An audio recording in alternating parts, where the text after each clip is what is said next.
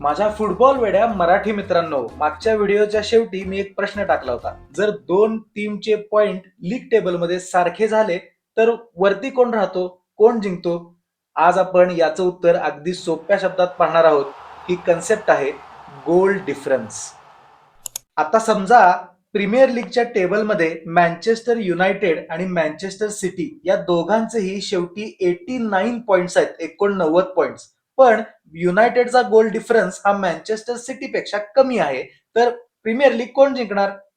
होय, Manchester city premier league जिंकणार. ही फक्त एक थेअरी नव्हती बरं का मित्रांनो, तर ही एक खरी स्टोरी होती.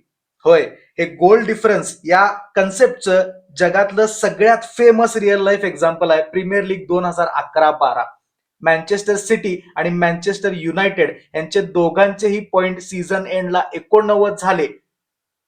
ती प्रीमियर लीग शेवटच्या दिवशी शेवटच्या मॅचला ठरणार होती. मँचेस्टर युनायटेडनं त्यांची मॅच आधीच जिंकलेली होती, पण त्यांचा गोल डिफरन्स होता +56 आणि मँचेस्टर सिटीचा गोल डिफरन्स होता +63.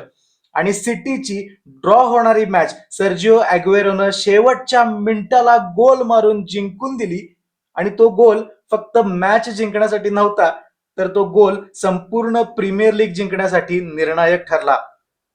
ही आहे गोल डिफरन्सची खरी पॉवर, कारण सिटीचा गोल डिफरन्स +64 झाला आणि 89 पॉइंट दोघांचे समान असून सुद्धा मँचेस्टर सिटीनं ती प्रीमियर लीग जिंकली.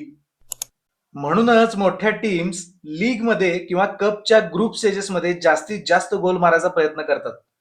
तुम्ही थांबू शकत नाही हो, कारण प्रत्येक गोल हा टेबल बदलू शकतो. एक एक्स्ट्रा गोल तुम्हाला चॅम्पियन बनवू शकतो.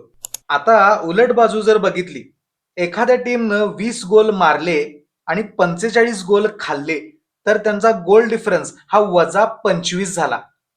एवढा निगेटिव्ह गोल डिफरन्स हा रेलिगेशन फाईट मध्ये खूप धोकादायक ठरू शकतो, खूप घातक ठरू शकतो. आता एक महत्वाची गोष्ट लक्षात ठेवा की गोल डिफरन्स हा फक्त लीग फॉर्मॅट किंवा कप गेम्सच्या ग्रुप स्टेजेसमध्ये वापरला जातो.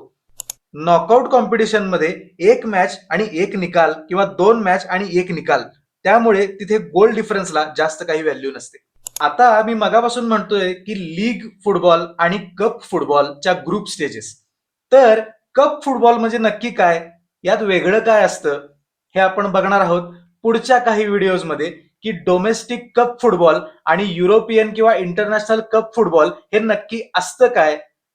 या व अशा व्हिडिओसाठी दैनिक फुटबॉलला सबस्क्राईब आणि फॉलो करायला विसरू नका. हा व्हिडिओ आवडला असेल तर हा व्हिडिओ लाईक करा आणि तुमच्या मराठी फुटबॉल प्रेमी मित्रांसोबत हा व्हिडिओ शेअर सुद्धा करा.